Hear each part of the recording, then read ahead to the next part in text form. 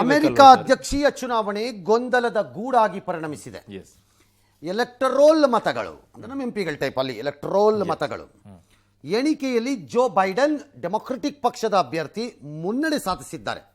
Magic figure 270. ಈಗ ನಮ್ಮ ರಾಜ್ಯದಲ್ಲಿ 224ರಲ್ಲಿ 213 ಇಲ್ವೇ ಅಸೆಂಬ್ಲಿಗೆ, ಹಂಗೆ ಅಲ್ಲಿ 270.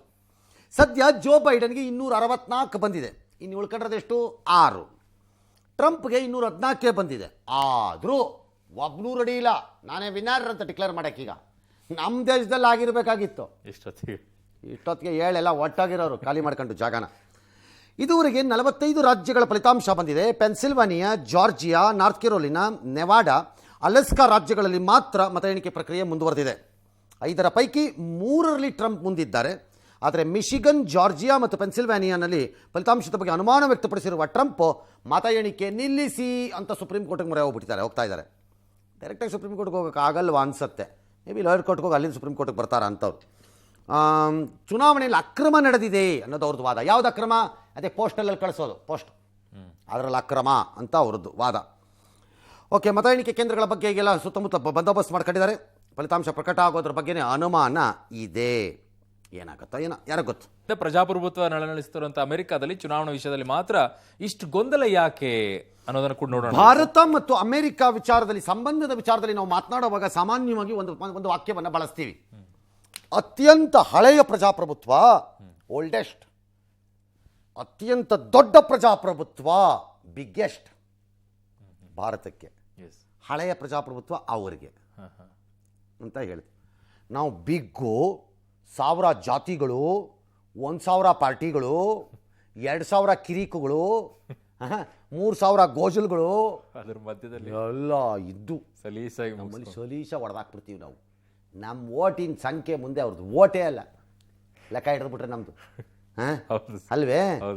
ಯಾಕೆ ಅಲ್ಲಿ ಯಾಕೆ ಹಿಂಗೆ? ಇಂಥ ಭಾರತದಲ್ಲಿ ಯಾಕೆ ಇಷ್ಟೆಲ್ಲ ಸುಸೂತ್ರವಾಗಿದೆಯಲ್ಲ?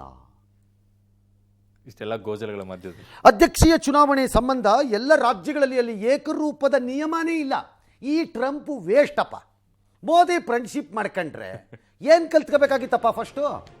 ಗೋಜಲಗಳ ಮೋದಿದು ಸ್ಟ್ರಾಂಗ್ ಸ್ಟೇಟ್ಮೆಂಟು ಮಾತು ಏನು ಯಾವಾಗಲೂ, 1 nation 1 tax, 1 nation 1 education, 1 nation 1 ration, 1 nation 1 card ತಾನೇ ಅವ್ರದ್ದು. ಟ್ರಂಪ್ ಕಲ್ತೇ ಇಲ್ಲ ಇದನ್ನು. ಅಲ್ಲಿ voting, electoral college, postal ballot ವಿಚಾರದಲ್ಲಿ ಒಂದೊಂದು ರಾಜ್ಯದಲ್ಲಿ ಒಂದೊಂದು ನಿಯಮ ಇದೆ. ಅಲ್ಲಿ ಅವ್ರವ್ರು ಮಾಡ್ಕೊಂಡಿದ್ದಾರೆ. ಚುನಾವಣಾ ಆಯೋಗನೇ ಇಲ್ವಂತೆ. ಅಯ್ಯಯ್ಯಪ್ಪ, ಅಲ್ಲಿ ಆಯೋಗನೇ ಇಲ್ಲ. ರಾಜ್ಯದಲ್ಲಿ ಚುನಾವಣಾ ಆಯೋಗಗಳಿವೆ, ಸಂಸ್ಥೆಗಳಿವೆ. ಅವ್ರಿಗೆ ಇಷ್ಟ ಬಂದಂಗೆ ಮಾಡ್ಕೋತಾರಲ್ಲಿ. ನಮ್ಮ ರಾಜ್ಯದಲ್ಲಿ ಮಾಡಿಗಿಡ್ಬಿಟ್ರೆ ಅಷ್ಟೇ ಕತೆ. ಇನ್ನು ಹಿಂಗೆ ನಮ್ಮಲ್ಲಿ ಒಂದು ಸೆಂಟ್ರಲ್ ಇದ್ದೇ ಕಷ್ಟ, ಅದನ್ನು ಹಂಗಂಗೆ ಕತ್ತರಿಸ್ತಾರೆ ಸೇರ್ಕೊಂಡ್ಬೇಕಾರೆ. 3ನೇದು ಗುರುತಿನ ಚೀಟಿ. ನಮ್ಮ ದೇಶದಲ್ಲಿ ಏನಪ್ಪ ಇರೋದು? ನೋಡ್ರಪ್ಪ, 14 ಚೀಟಿ ಲೆಕ್ಕ ಕೊಡ್ತೀವಿ ನಿಮ್ಗೆ, ಹಿಡ್ಕೊಳ್ರ, ಯಾವ್ದು ಬೇಕಾದ್ರೂ ಮಾಡ್ಕೊಳ್ಳಿ, ನೀವು ಎತ್ಕೊಂಬಂದು ತೋರಿಸ್ರಪ್ಪ, ಹಾಕಿ ಓಟ್ ಹಾಕಿ. ಅಲ್ಲಿ ಹಂಗಲ್ಲ, ಒಂದೊಂದು ರಾಜ್ಯದಲ್ಲಿ ಒಂದೊಂದನ್ನು ಮಾಡಿಬಿಟ್ಟಿದ್ದಾರೆ ಕಡ್ಡಾಯ. ಒಬ್ಬ 10 ವರ್ಷ ಅಂತಾನಂತೆ, ಒಬ್ಬ 5 ವರ್ಷ ಅಂತಾನಂತೆ. ಗೋಜ್ಲು ಒಂದೊಂದು ರಾಜ್ಯಕ್ಕೆ ಒಂದೊಂದಕ್ಕೆ. ಚುನಾವಣಾ ಸಂಸ್ಥೆಗಳ ಪಕ್ಷಪಾತ ರಾಜಕೀಯ ಓಲಿ. ಈ ರಾಜ್ಯ ಮಟ್ಟದಲ್ಲಿ ಚುನಾವಣಾ ಸಂಸ್ಥೆ ಮಾಡ್ಕೊಂಡಿದ್ದಾರಲ್ಲ, ಅದಕ್ಕಾದರೂ ಕಾಮನ್ ರೂಲ್ ಮಾಡ್ಕೊಂಡಿದ್ದಾರ? ಅದಕ್ಕಾದ್ರೂ ಒಬ್ಬ ಪ್ರತ್ಯೇಕವಾಗಿ ಸ್ವತಂತ್ರವಾಗಿರುವಂಥ ವ್ಯಕ್ತಿನ ಹಾಕಿದಾರ ಮುಖ್ಯಸ್ಥರಾಗಿ? ಇಲ್ಲ. ರಾಜಕೀಯ ಪಕ್ಷಗಳ ಮುಖ್ಯಸ್ಥರನ್ನೇ ಹಾಕೊಂಡ್ಬಿಡ್ತಾರೆ ಅದಕ್ಕೆ, ಅವ್ರವ್ರ ರಾಜಕೀಯ ಪಕ್ಷದವ್ರದ್ದು. ಆ ಗಿರಕಿ ಹೆಂಗಪ್ಪ ನಡೆಸ್ಬೇಕು? ಸುಮ್ಮನೆ ಇಮ್ಯಾಜಿನ್ ಮಾಡ್ಕೊಳ್ರಪ್ಪ. ನಮ್ಮ ಸೆಂಟ್ರಲ್ ಎಲೆಕ್ಷನ್ ಕಮಿಷನ್ಗೆ ಅಮಿತ್ ಶಾನು, ರಾಜ್ಯ ಚುನಾವಣಾ ಆಯೋಗಕ್ಕೆ ಸಿ.ಟಿ. ರವಿನೂ ತಂದರೆ ಏನಾಗಬೇಕು? ಅಥವಾ ಸೆಂಟ್ರಲ್ ಎಲೆಕ್ಷನ್ ಕಮಿಷನ್ಗೆ ರಾಹುಲ್ ಗಾಂಧಿನೂ, ಇಲ್ಲಿಗೆ ಡಿ.ಕೆ. ಶಿವಕುಮಾರ್ನು ನೀವೇ ಚುನಾವಣಾ ಆಯೋಗರು ಅಧ್ಯಕ್ಷರು ಅಂತಂತಂದ್ರೆ ಮುಖ್ಯಸ್ಥರು ಏನಾಗಬೇಕು? ಅವ್ರಿಗೆ ಹೆಂಗೆ ಮಗತ್ತೆ ಹೇಳ್ಕೊಳ್ರಪ್ಪ. ಇಲ್ಲ ಹಂಗಿದೆ, ಹೇಳೋರಿಲ್ಲ ಕೇಳೋರಿಲ್ಲ. ಅವ್ರು ಏನೋ ಮಾಡ್ಕೊಂಡು ಹೋಗ್ತಾ ಇದ್ದಾರೆ. ಹೆಂಗೋ ಇಲ್ಲಿವರೆಗೂ ತಂಪಾಗಿ ನಡ್ಕೊಂಡು ಹೋಗ್ತಿತ್ತು, ಈಗ ರುಬ್ಬಕ್ಕೆ ಸ್ಟಾರ್ಟ್ ಆಗಿದೆ ಚುನಾವಣಾಧಿಕಾರಿ. ಯಾಕೆಂದರೆ ಮೋಸ್ಟ್ ಡಿವೈಡೆಡ್ ಎಲೆಕ್ಷನ್ ಇದು. ಇಲ್ಲಷ್ಟು ಒಡೆದೋಗಿರೋ ಚುನಾವಣೆ ನೋಡೇ ಇಲ್ಲ ಅಮೆರಿಕ. ಯಾರು ನಿರೀಕ್ಷೆ ಮಾಡಿದ ಮಟ್ಟದಲ್ಲಿ ಡೊನಾಲ್ಡ್ ಟ್ರಂಪ್ ಫೈಟಿಂಗ್ ಕೊಡ್ತಾ ಇದ್ದಾರೆ. ಎಲ್ಲ ಉಜ್ಕೊಂಡು ಹೋಗ್ಬಿಡ್ತಾರೆ ನೋಡಿ ಸರಿ, ಹೆಂಗೆ ಸೋಲ್ತಾರೆ ಅಂತ ಅಂದ್ಕೊಂಡಿದ್ರು. ಹಂಗಿಲ್ಲ, ಭಾಳ ತುರುಸಿನ ಸ್ಪರ್ಧೆ ಇದೆ. ಅಂದರೆ ಅಮೇರಿಕದ ಅರ್ಧ ಭಾಗ, ಹೆಚ್ಚು ಕಡಿಮೆ ಅರ್ಧ ಭಾಗ, ಸ್ವಲ್ಪ ಕಡಿಮೆ ಇದೆ ಜೋ ಬೈಡನ್ಗಿಂತ. ಟ್ರಂಪ್ ಪರ ನಿಂತಿದೆಯಲ್ಲ, ವೈಟು ಬ್ಲ್ಯಾಕು ಬೇರೆ ಬೇರೆ ಕಮ್ಯುನಿಟಿಗಳದ್ದು ಎಲ್ಲ ಹಾಗಾಗಿ ಅಷ್ಟು ಸುಲಭ ಇಲ್ಲ ಅಲ್ಲಿ. ಚುನಾವಣಾ ವಿವಾದ ಅಧಿಕಾರಿಗಳಿಗೆ ಏನಾದ್ರು ಅಧಿಕಾರ ಇದೆಯಾ ಅಂದರೆ ನಮ್ಮಲ್ಲಿದೆ ಅಧಿಕಾರ. ಮೊನ್ನೆ ದಿಗ್ವಿಜಯ ಸಿಂಗ್ ಅದು ಯಾವುದೋ ಒಂದು MLA ವಿಚಾರಕ್ಕೆ ಬಂದಾಗ ಆ ಐಟಮ್ ಹೆಸರೇನು ಅಂತ ಕೇಳಿದ್ದಕ್ಕೆ ನೀ ಸ್ಟಾರ್ ಕ್ಯಾಂಪೇನರ್ ಇಲ್ಲ ಹೋಗತ್ಲ ಕಡೆಗೆ ಅಂತ ಓಡಿಸ್ಬಿಟ್ಟಿದ್ರು ಅವ್ರನ್ನ, ನಮ್ಮ ಎಲೆಕ್ಷನ್ ಕಮಿಷನ್. ಅವ್ರು ಸುಪ್ರೀಂ ಕೋರ್ಟ್ಗೆ ಹೋಗಿ ಹಂಗೆಲ್ಲ ಮಾಡಂಗಿಲ್ಲ ಅಂತೆಲ್ಲ ಹೋದ್ರ. ಆಮೇಲೆ ಇಲ್ಲಿ ಹಂಗಿಲ್ವಂತೆ, ಅಧಿಕಾರನೇ ಇಲ್ಲ ಅವ್ರುಗಳಿಗೆ ಪಾಪ ಏನುವೆ. ಇನ್ನು ಚುನಾವಣಾ ವಿವಾದ ಬಗೆಹರಿಸೋಕ್ಕೆ ಯಾವ ಸಂಸ್ಥೆನೂ ಇಲ್ಲ ಅಲ್ಲಿ, ಯಾವುದೂ ಇಲ್ಲ. ಎಲ್ಲ ಕೋರ್ಟ್ಗೆ ಹೋಗ್ಬೇಕು ಡೈರೆಕ್ಟಾಗಿ. ಮತ ಎಣಿಕೆಗೆ ಒಂದು ಪದ್ಧತಿ ಇದೆಯಾ? ನಮ್ಮಲ್ಲಿ ಇದೆಯಪ್ಪ. ನಮ್ಮಲ್ಲಿ ಹೆಂಗೆ ದೇಶದ ಯಾವ ಮತ ಎಣಿಕೆ ಕೇಂದ್ರಕ್ಕೆ ಹೋದರು ಬೆಳಗ್ಗೆ 8 ಗಂಟೆಗೆ ಮತ ಎಣಿಕೆ ಅಂದರೆ ಬಾಗಿಲು ತೆಗೆಯುತ್ತಿದ್ದಾರೆ, 3 ಇಲ್ಲಿರಬೇಕು, ಸೀಲನ್ನು ಒಡೆಯುತ್ತಿದ್ದಾರೆ, ಬಾಕ್ಸ್ಗಳನ್ನು ತೋರಿಸುತ್ತಿದ್ದಾರೆ, ಒಂದೊಂದಾಗಿ ಬಾಕ್ಸನ್ನು ತರುತ್ತಿದ್ದಾರೆ. ಅಂಚೆ ಮತಗಳು ಫಸ್ಟ್ ಮುಗಿದಿವೆ, ಮೊದಲನೇ ಸುತ್ತು ಹೀಗೆ, ಎರಡನೇ ಸುತ್ತು ಹೀಗೆ ಅಂತ ನಾವು ಸ್ಟಾರ್ಟ್ ಮಾಡ್ತೀವಿ. ಅಲ್ಲಿ ಇಲ್ಲವೇ ಇಲ್ಲ. ಒಬ್ಬೊಬ್ಬಂದು ಒಂದೊಂದು ರೂಲು ಕೌಂಟಿಂಗ್ಗೆ. ಆ ಪೋಸ್ಟಲ್ ಬ್ಯಾಲೆಟ್ ಕೌಂಟ್ ಮಾಡೋಕೆ ಒಬ್ಬೊಬ್ಬಂದು ಒಂದೊಂದು ರೂಲು. ಅದು ಯಾವತ್ತಿಗೆ ಬೇಕಾದ್ರೂ ಮುಗಿಬೋದು. ಆಮೇಲೆ ನಮ್ಮಲ್ಲಿ ಹೆಂಗಲ್ಲ, ನಮ್ಮಲ್ಲಿ ಎದ್ರು ನೋಡು ಕುರ್ಚಿಯಿಂದ ಸ್ಟಾರ್ಟ್ ಮಾಡಿದ್ಮೇಲೆ ಎಂಡ್ ಮಾಡಬೇಕಪ್ಪ ಅಂತ ಕೂರಿಸ್ತೀವಿ ನಾವು. ಅಲ್ಲಿ ಹಂಗಿಲ್ಲ, ರಾತ್ರಿ ಆದ್ಮೇಲೆ ಬಾಗಿಲು ಹಾಕೊಂಡು ಹೋಗ್ಬಿಡ್ತಾರೆ, ನಾಳೆ ಮಾಡೋಣ ನಡಿ ಅಂತ. Duty time to time. ಅವ್ರೇನು ರಾತ್ರಿ ಎಲ್ಲ ಕೂತ್ಕೊಂಡು, ನಮ್ಮಲ್ಲಿ ಹಂಗಿಲ್ಲ. ರಾತ್ರಿ ಅದನ್ನು ನಮ್ಮಲ್ಲಿ ಒಂದ್ಸರಿ ಲಾಡ್ಸಲ್ಲ, ಕೂತ್ಕೊತಾ ಇರ್ಬೇಕು. ಕೂತ್ಮೇಲೆ ಆಗಾಯ್ತು ಪಟ್ಟಂಗ ಹೊಡೆದು ಮುಗಿಸೇ ಹೋಗ್ಬೇಕು. ಇನ್ಯಾವ ದೊಡ್ಡಣ್ಣ ಸರ್ ಇದು, ವಿಶ್ವದಲ್ಲಿ ದೊಡ್ಡಣ್ಣ ಏನೋ ಮಾಡ್ಕೊತಾರ್ರಿ, ದೊಡ್ಡವ್ರು ಮಾಡಿದ್ದೆಲ್ಲ ಚೆನ್ನಾಗಿರುತ್ತೆ. ಚಿಕ್ಕವ್ರು ತಪ್ಪು ಮಾಡಿದ್ರೆ ತಾನೇ ಪ್ರಾಬ್ಲಮ್ಮು, ಅದೇ ಕಾಣಿಸ್ಕೊಳ್ಳೋದು. ಓಕೆ, ಇನ್ನು ಸುಪ್ರೀಂ ಕೋರ್ಟ್ ಮೆಟ್ಲೇರಿದ್ದಾರೆ ಡೊನಾಲ್ಡ್ ಟ್ರಂಪ್. ಸೊ ಹಾಗಂತ ಇದೇ ಮೊದಲು ಹೀಗಾಗಿಲ್ಲ, 2000ನೇ ಇಸ್ವಿಯಲ್ಲೂ ಕೂಡ ಹೀಗೆ ಆಗಿತ್ತು. ಜೂನಿಯರ್ ಬುಷ್ ಕೂಡ ಕೋರ್ಟ್ ಮೆಟ್ಲೇರಿದ್ರು. ಏನಾಗಿತ್ತು ಆಗ? ಜಾರ್ಜ್ ಬುಷ್ ದಿ ಜೂನಿಯರ್, ಇವ್ರ ತಂದೆನೂ ಆಗಿದ್ರು, ಅದಕ್ಕೆ ಹೇಳಿದ್ದು. ಇವರು 2000 ಅಧ್ಯಕ್ಷ ಚುನಾವಣೆಯಲ್ಲಿ ಅಲ್ಗೋರ್ ಅಂತ ಅವಾಗ ಡೆಮೊಕ್ರೆಟಿಕ್ ಪಕ್ಷದ ಅಧ್ಯಕ್ಷರಿದ್ರು, ಕ್ಯಾಂಡಿಡೇಟ್. ಅವರಿಬ್ಬರು ಮಧ್ಯೆ ಫೈಟ್ ನಡೀತು. ಫ್ಲೋರಿಡಾ ರಾಜ್ಯದ ವಿಚಾರದಲ್ಲಿ ಕಗ್ಗಂಟ್ ಸ್ಟಾರ್ಟ್ ಆಗ್ಬಿಡ್ತು. ಆರಂಭದಲ್ಲಿ ಬುಷ್ ಮುನ್ನಡೆ, ಕೌಂಟಿಂಗ್ ಮುಂದುವರೆದಂತೆಲ್ಲ ಅಂತರ ಇಳಿದೋಗ್ಬಿಡ್ತು. ಹಾಗಾಗಿ ಮರು ಎಣಿಕೆಗೆ ಪಟ್ಟಿ ಹಿಡಿದುಬಿಟ್ರು ಅಲ್ಗೋರ್. ಆಗ ಎರಡೂ ಪಕ್ಷದವ್ರು ಕೋರ್ಟ್ಗೆ ಹೋದ್ರು. ಅವಾಗ ಸುಪ್ರೀಂ ಕೋರ್ಟ್ನವರು ಸ್ಟಾಪ್ ಕೌಂಟಿಂಗ್ ಅಂತ ಸ್ಟಾಪ್ ಮಾಡಿಬಿಟ್ರು. ನಮ್ಮಲ್ಲಿ ಕೋರ್ಟ್ ಪ್ರವೇಶ ಮಾಡೋದೇ ಇಲ್ಲ ಕೌಂಟಿಂಗ್ ಸ್ಟಾಪ್ ಮಾಡಬೇಕು ಅಂದರೆ. ಎಲೆಕ್ಷನ್ ಕಮಿಷನ್ನೇ ಕೌಂಟಿಂಗ್ ಸ್ಟಾಪ್ ಮಾಡೋಕ್ಕಾಗದು ನಮ್ಮಲ್ಲಿ, ಯಾರಿಗೂ ಮಾಡೋಕ್ಕೆ ಅಧಿಕಾರ ಇಲ್ಲ ನಮ್ಮಲ್ಲಿ. ಈಗ ಚುನಾವಣಾ ಆಯೋಗ ಹೇಳುತ್ತೆ ನಿಲ್ಲಿಸಿ, ಅಲ್ಲಿ ಇದನ್ನು ನಿಂತಿದೆ, ನಮ್ಮ ದೇಶದಲ್ಲೂ ನಿಂತಿದೆ, ಕೌಂಟಿಂಗ್ ಸ್ಟಾಪ್ ಮಾಡಿದ್ದಾರೆ. 4 ಗಂಟೆ 6 ಗಂಟೆ 8 ಗಂಟೆ 3 ಗಂಟೆ ಎಲ್ಲ ನಿಂತಿದೆ.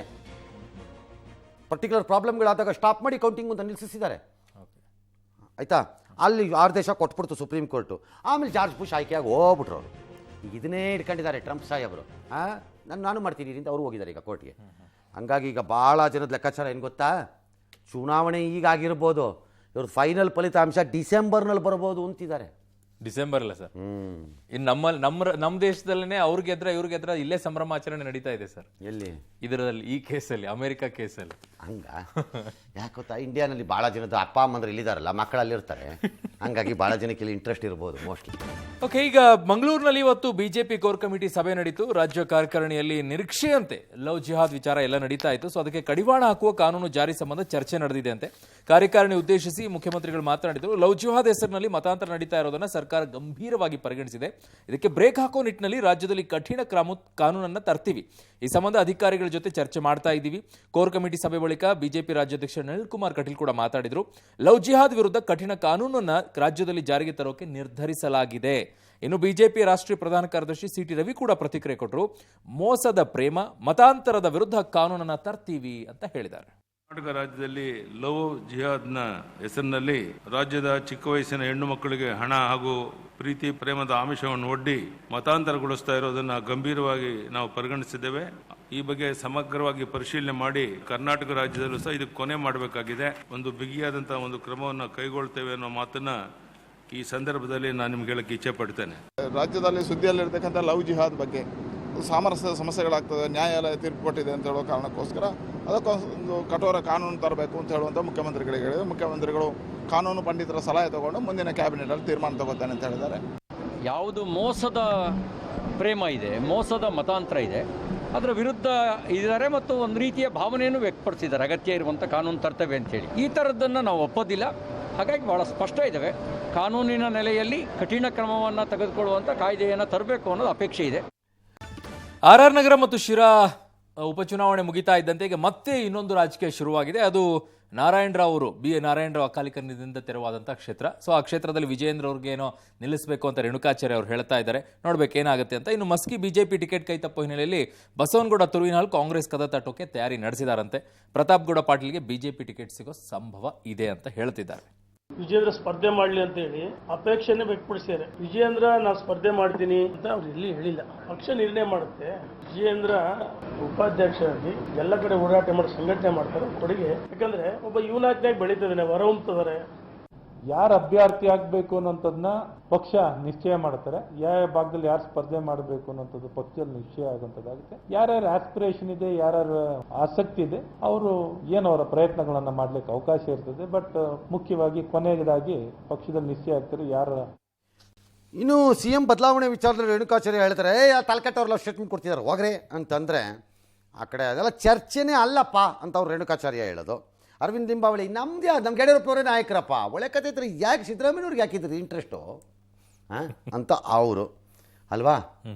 ಸರಿ, ಸಿದ್ದರಾಮಯ್ಯನವರೇ ಯಡಿಯೂರಪ್ಪನ ಮುಖ್ಯ ಸ್ಥಾನದಿಂದ ಇಳಿಸ್ತೀವಿ ಅಂತ ಹೇಳಿದ್ದಾರೆ. ಬಹುಶಃ ವಿಪಕ್ಷ ಸ್ಥಾನ, ನಾಯಕರ ಸ್ಥಾನ, ಕುರ್ಚಿ ಅಲ್ಲಾಡ್ತಿರಬಹುದು. ಯಡಿಯೂರಪ್ಪನವರು ಈ ಅವಧಿ ಮುಖ್ಯಮಂತ್ರಿ ಆಗಿ ಮುಂದುವರಿತಾರೆ. ಮುಂದೆ ಅವ್ರ ನಾಯಕತ್ವದಲ್ಲಿ ಚುನಾವಣೆ ಆಗುತ್ತೆ. ವೀರಶೈವ ಸಮಾಜ ಮುಖಂಡರು ಯಡಿಯೂರಪ್ಪನ ಇಳಿಸಿದ್ದಾರೆ ಅಂತ ಹೇಳಿಕೆ ಕೊಡ್ತಾ ಇದ್ದಾರೆ. ಏನ್ ನೀವು ತೀರ್ಮಾನ ಮಾಡ್ತೀರಾ ಯಾರು ಮುಖ್ಯಮಂತ್ರಿ ಆಗ್ಬೇಕಂತ ಹೇಳಿ? ನಿಮ್ಗೆ ಯಾರು ಅಧಿಕಾರ ಕೊಟ್ಟರು? ಯತ್ನಾಳ್ ಮಂತ್ರಿ ಆಗಿಲ್ಲ ಅಂದ ತಕ್ಷಣ ಈ ರೀತಿ ಹುಚ್ಚುಚ್ಚು ಹೇಳಿಕೆಗಳನ್ನು ಕೊಡ್ತಾರೆ. ಅದನ್ನು ಪಕ್ಷ ಗಂಭೀರವಾಗಿ ಪರಿಗಣಿಸುತ್ತೆ. ಅದು ಭಾರತೀಯ ಜನತಾ ಪಕ್ಷದಲ್ಲಿ ಚರ್ಚೆ ವಿಷಯನೇ ಅಲ್ಲ. ಇದನ್ನು ಸಿದ್ದರಾಮಯ್ಯನವರು ಮಾಡ್ತಾ ಇದ್ದಾರೆ. ಅವರಿಗೆ ಬಿಜೆಪಿನಲ್ಲಿ ಕೋರ್ ಕಮಿಟಿನಲ್ಲಿ ಆ ಚರ್ಚೆಗೂ ಬಂದಿಲ್ಲ ಆ ವಿಷಯ. ನಮಗೆ ಬಹಳ ಬಲವಾದಂಥ ವಿಶ್ವಾಸ ಇದೆ. ನಮ್ಮ ಸರ್ಕಾರ ಚೆನ್ನಾಗಿ ನಡೀತಾ ಇದೆ ಯಡಿಯೂರಪ್ಪನವ್ರ ನೇತೃತ್ವದಲ್ಲಿ. ಅಂತ ಸಂದರ್ಭ ಬಂದರೆ ಒಂದು ವೇಳೆ ಅವರ ಹೈಕಮಾಂಡು ಅವರ ಪಕ್ಷದಲ್ಲಿ ಏನು ತೀರ್ಮಾನ ತೆಗೆದುಕೊಂಡ್ರೆ ನಮ್ಮ ಉತ್ತರ ಕನ್ನಡದಾಗಲ್ಲ ಅಂತ ನಾನು ಬಯಸ್ತೀನಿ. ಉತ್ತರ ಕನ್ನಡ ವಿಚಾರ ಬಂದ ನಮ್ಮ ಲಿಂಗಾಯತರಿಗೆ ಕೊಡ್ರಿ ಅಂತ, ಲಿಂಗಾಯತ ಕೊಡೋ ವಿಚಾರ ಬಂದು ನಾನು ಆ ಪೀಠ ಗುರುಗಳು ನಮ್ಮ ಸಮಾಜಕ್ಕೆ ಕೊಡ್ರಿಯಪ್ಪ ಅಂತ ಕೇಳೋ ಅಪೇಕ್ಷೆ ಪಡೋದು ನಾನು ಕರ್ತೇನೆ. ಹುಚ್ಚು ಅಂತ ಸಿದ್ದರಾಮಯ್ಯನ ಹುಚ್ಚಿಡಿದೆ. ಅವರು ಮುಖ್ಯಮಂತ್ರಿಗಳಾಗಿದ್ರಲ್ಲ, ಮುಖ್ಯಮಂತ್ರಿ ಸ್ಥಾನ ಹೋದ ನಂತರ ಹುಚ್ಚಿಡ್ದೋಗಿದೆ. ಮುಖ್ಯಮಂತ್ರಿ ಬದಲಾವಣೆ ಯಾಕೆ ಮುಖ್ಯಮಂತ್ರಿ ಬದಲಾವಣೆ ಆಗುತ್ತೆ? ಯಾರು ಹೇಳ್ಯಾರ ಅವರಿಗೆ? ಡೆಲ್ಲಿನಲ್ಲಿ ಸುದ್ದಿ ಬಂತಂತೆ, ಆಕಾಶದಿಂದ ಬಂದ್ಬಿಟ್ಟಿದೆ ಉದುರಿದೆ ಸುದ್ದಿ ಅವರಿಗೆ. ಇಷ್ಟು ಒಂಥರ ಕೆಟ್ಟ ರಾಜಕಾರಣ ಮಾಡೋದಕ್ಕೆ ಕರ್ನಾಟಕ ರಾಜ್ಯದ ಕಾಂಗ್ರೆಸ್ನವರೇ ಕಾರಣ. ರಾಜ್ಯದಲ್ಲಿ ಈಗಾಗಲೇ 5% ಮಂದಿಗೆ 2ನೇ ಬಾರಿ ಕೊರೋನಾ ಬಂದಿದೆ. ಹೀಗಾಗಿ ಒಮ್ಮೆ ಕೊರೋನಾ ಬಂದರೆ ಮತ್ತೊಮ್ಮೆ ಬರೋದಿಲ್ಲ ಅನ್ನೋ ತಪ್ಪು ಗ್ರಹಿಕೆ ಬೇಡ ಅಂತ ಆರೋಗ್ಯ ಸಚಿವ ಸುಧಾಕರ್ ಅವರು ಎಚ್ಚರ ಕೊಟ್ಟಿದ್ದಾರೆ. ಯಾಕೆ? ಕೊರೋನಾ ಗುಣಲಕ್ಷಣ ಇಲ್ಲದ ಸೋಂಕಿತರಿಗೆ ಮತ್ತೊಮ್ಮೆ ವೈರಸ್ ಅಟ್ಯಾಕ್ ಆದರೆ ಅದರ ತೀವ್ರತೆ ಹೆಚ್ಚಿರುತ್ತೆ. ಯಾಕಂದ್ರೆ ಇವರಲ್ಲಿ ರೋಗ ನಿರೋಧಕ ಶಕ್ತಿ ಉತ್ಪತ್ತಿ ಆಗಿರೋದಿಲ್ಲ ಅನ್ನೋ ಆತಂಕದ ವಿಚಾರವನ್ನು ಆಚೆ ಇಟ್ಟಿದ್ದಾರೆ. ಚಳಿಗಾಲ ಮತ್ತು ದೀಪಾವಳಿ ಹಬ್ಬದ ಹಿನ್ನೆಲೆಯಲ್ಲಿ ಮುಂದೆ ಸ್ವಲ್ಪ ಆತಂಕ ಇದೆ. ಉಪಚುನಾವಣೆ ನಡೆದ 2 ಕ್ಷೇತ್ರದಲ್ಲಿ ಹೆಚ್ಚು ಪರೀಕ್ಷೆ ನಡೆಸಬೇಕು ಅಂತ ತಜ್ಞರು ಸಮಿತಿಯಲ್ಲಿ ವರದಿಯನ್ನ ಕೊಟ್ಟಿದ್ದಾರಂತೆ. ಸೊ ಸರಳವಾಗಿ ಆಚರಿಸಿ ದೀಪಾವಳಿಯನ್ನ. ಅನೇಕರಿಗೆ ಕೋವಿಡ್ ಗುಣಮುಖ ಆದ್ಮೇಲೆ ರೋಗದ ಲಕ್ಷಣಗಳು ಕಂಡುಬಂದು ಆ ಸೋಂಕು ತಗಲಿದೆ ಅಂತೇಳಿ ದೃಢಪಡುತ್ತೆ. ಇನ್ನು ಕೆಲವರಿಗೆ ರೋಗದ ಲಕ್ಷಣಗಳು ಸ್ಪಷ್ಟವಾಗಿರ್ತವೆ ಮತ್ತು ಯಾರಿಗೆ ICU ಅಲ್ಲಿ ಹೋಗುವಂತವರು ಮತ್ತು ಸೀರಿಯಸ್ ಆಗಿ ಹೋಗಿ ಮತ್ತೆ ಗುಣಮುಖರಾಗಿ ಬರ್ತಾರೆ. ಇಂಥವು ಇತ್ತೀಚೆಗಷ್ಟೇ ಸಿರೋ ಸಮೀಕ್ಷೆಯಲ್ಲಿ ರಾಜ್ಯದಲ್ಲಿ ಕೊರೋನಾ ಅಟ್ಟಹಾಸ ಹೇಗಿದೆ ಅನ್ನೋದು ಬಯಲಾಗಿತ್ತು. ಈ ಬೆನ್ನಲ್ಲೇ ಕೇಂದ್ರ ಸರ್ಕಾರ ಕೂಡ ಕರ್ನಾಟಕದ ಕೊರೋನಾ ಹಾಟ್ಸ್ಪಾಟ್ ಜಿಲ್ಲೆಗಳ ಪಟ್ಟಿ ಬಿಡುಗಡೆ ಮಾಡಿದ್ದು ಸೋಂಕು ನಿಯಂತ್ರಣಕ್ಕೆ ಟಾಸ್ಕ್ ನೀಡಿದೆ. ಬೆಂಗಳೂರು, ಮೈಸೂರು, ಬಳ್ಳಾರಿ, ದಕ್ಷಿಣ ಕನ್ನಡ, ಹಾಸನ ಹಾಗೂ ಬೆಳಗಾವಿಯಲ್ಲಿ ಸೋಂಕು ನಿಯಂತ್ರಣಕ್ಕೆ ಮತ್ತಷ್ಟು ಕ್ರಮ ಕೈಗೊಳ್ಳುವಂತೆ ಸಲಹೆ ನೀಡಿದೆ. ಅಲ್ಲದೆ ಜುಲೈನಲ್ಲಿ ಇದ್ದ ಕೊರೋನಾ ಸ್ಥಿತಿಗತಿಗಳನ್ನು ಈ ತಿಂಗಳ ಒಳಗೆ ರಾಜ್ಯದಲ್ಲಿ ಪುನರ್ ಸ್ಥಾಪಿಸಬೇಕು ಅಂತ ಟಾರ್ಗೆಟ್ ಕೊಟ್ಟಿದೆ. ಕೇಂದ್ರದ ಈ ಟಾಸ್ಕ್ ಪ್ರಕಾರ ಕೊರೋನಾ ಪ್ರಮಾಣವನ್ನು 5% ಇಳಿಸಬೇಕಿದೆ. ಇನ್ನು ರಾಜ್ಯದಲ್ಲಿ 3,156 ಪ್ರಕರಣಗಳು ಇವತ್ತು ವರದಿಯಾಗಿವೆ. 31 ಮಂದಿ ಬಲಿಯಾಗಿದ್ದಾರೆ. 5,723 ಮಂದಿ ಸೋಂಕಿನಿಂದ ಚೇತರಿಸಿಕೊಂಡಿದ್ದಾರೆ.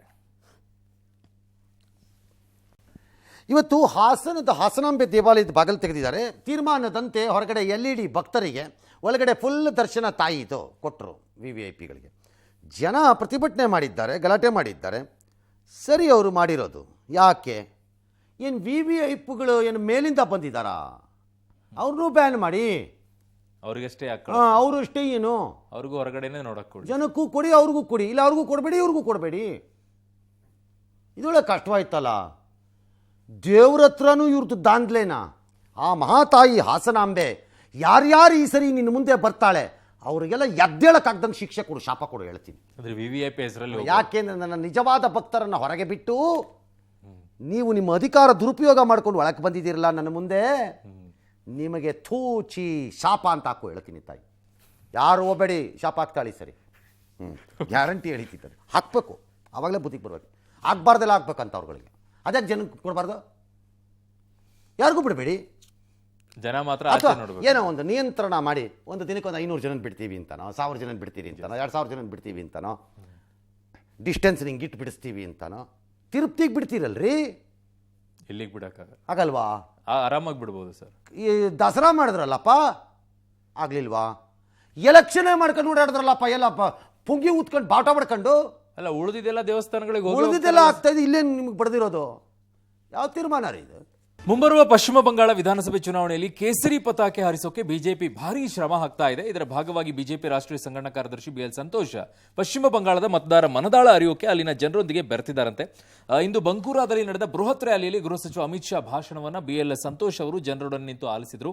ಜನರ ಸ್ಪಂದನೆ ಹೇಗಿರುತ್ತೆ ಅನ್ನೋದನ್ನ ಖುದ್ದಾಗಿ ಅರಿಯುವಂತ ಕೆಲಸ ಮಾಡಿದರು. ಸಂತೋಷ್ ಅವರ ಈ ಫೋಟೋ ಸೋಷಿಯಲ್ ಮೀಡಿಯಾದಲ್ಲಿ ಸಿಕ್ಕಾಪಟ್ಟೆ ವೈರಲ್ ಆಗಿಬಿಟ್ಟಿದೆ. ನಾಳೆಯೂ ಅಮಿತ್ ಶಾ ಬಂಗಾಳದ ವಿವಿಧೆಡೆ ರ್ಯಾಲಿಯನ್ನು ನಡೆಸಲಿದ್ದಾರೆ. ಅರ್ನಾಬ್ ಗೋಸ್ವಾಮಿ ಪತ್ರಕರ್ತರ ಮೇಲೆ ನಡೆದಿರುವಂಥದ್ದಕ್ಕೆ ಈಗ ಅವ್ರನ್ನ ನ್ಯಾಯಾಂಗ ಬಂಧನಕ್ಕೇನೋ ಒಪ್ಪಿಸಿದ್ದಾರೆ. ಕೋವಿಡ್ ಕಾರಣದಿಂದ ತಾತ್ಕಾಲಿಕ ಜೈಲಾಗಿ ಅಲ್ಲಿ ಯಾವುದೊಂದು ಪಾಠಶಾಲೆಯನ್ನು ಮಾಡ್ಕೊಂಡಿದ್ದಾರಂತೆ, ಅಲ್ಲೇ ಅವ್ರನ್ನ ರಾತ್ರಿ ಇಟ್ಟಿದ್ದಾರೆ. ನಾಳೆ ಮುಂಬೈ ಹೈಕೋರ್ಟ್ನಲ್ಲಿ ಜಾಮೀನು ಅರ್ಜಿ ವಿಚಾರಣೆಗೆ ಬರುತ್ತೆ. ಆದರೆ ವಿಪರೀತವಾದಂತಹ ಬಂಧನಕ್ಕೆ ಈ ಆಕ್ರೋಶ ಮಾತ್ರ ವ್ಯಕ್ತವಾಗ್ತಾನೇ ಇದೆ. ಪೊಲೀಸರ ವಿರುದ್ಧ ಕ್ರಮ ಕೈಗೊಳ್ಳಬೇಕು ಅಂತ ಬಿಜೆಪಿ ಶಾಸಕ ರಾಮ್ ಕದಂ ರಾಜ್ಯಪಾಲರಿಗೆ ಮನವಿ ಮಾಡಿದ್ದಾರೆ. ಮುಂಬೈ, ಚಂಡೀಗಢ, ಉತ್ತರ ಭಾರತ ಹಲವೆಡೆಗಳಲ್ಲಿ ಮತ್ತೆ ಎಲ್ಲ ಬಹುತೇಕ ಪತ್ರಕರ್ತರ ಸಂಘಟನೆಗಳು ಕೂಡ ಇದನ್ನು ಖಂಡಿಸಿವೆ. ಭಾಳ ನಡೆದಿದೆ. ತುರ್ತು ಪರಿಸ್ಥಿತಿಗೆ ಈ ಮಹಾರಾಷ್ಟ್ರದಲ್ಲಿ ತುರ್ತು ಪರಿಸ್ಥಿತಿಗೆ ಹೋಲಿಸಿದ್ದಾರೆ ಪರಿಸ್ಥಿತಿ. ಅದಕ್ಕೆ ಶಿವಸೇನೆಯವರು ನಮಗೆ ಗೊತ್ತಿದೆ ಗುಜರಾತ್, ಉತ್ತರ ಪ್ರದೇಶದಲ್ಲಿ ಏನಾಗ್ತಿದೆ ಅಂತ. ಬಿಜೆಪಿ ನಾಯಕರ ಹೇಳಿಕೆ ಆಶ್ಚರ್ಯ ಮೂಡಿಸಿದೆ ಅಂತ ಕಾಲೆಳೆದಿದೆ. ಏನು ಆಶ್ಚರ್ಯ ಮೂಡಿಸಿಲ್ಲ. ಮುಂಬೈನಲ್ಲಿ ಭಾಳ ಜನ ಇವ್ರಿಗೆ ಹೆದರ್ಕೊಂಡೇ ಜೀವನ ಕಳೆದ್ಬಿಟ್ರು.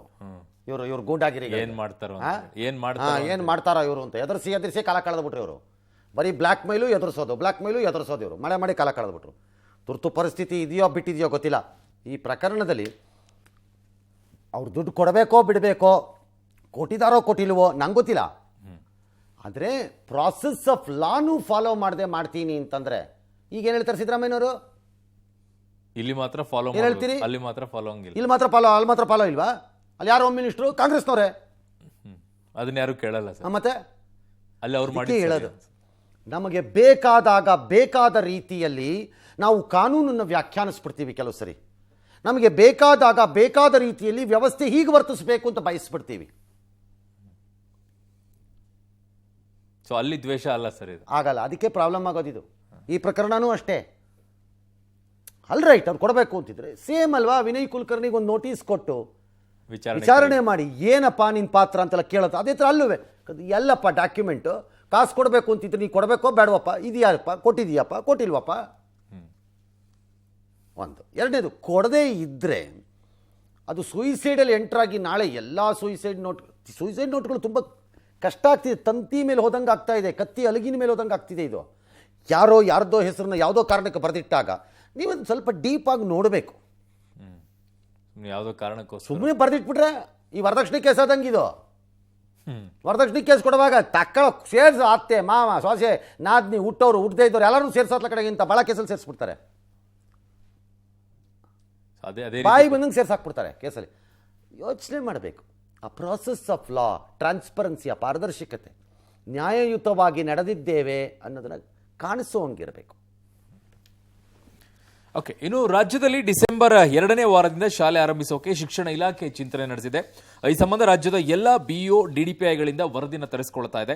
ನಾಳೆ ಖಾಸಗಿ ಶಾಲೆಗಳ ಆಡಳಿತ ಮಂಡಳಿಗಳ ಜೊತೆ ಸಭೆ ನಡೆಸಿ ಅಭಿಪ್ರಾಯ ಸಂಗ್ರಹ ಮಾಡುತ್ತೆ.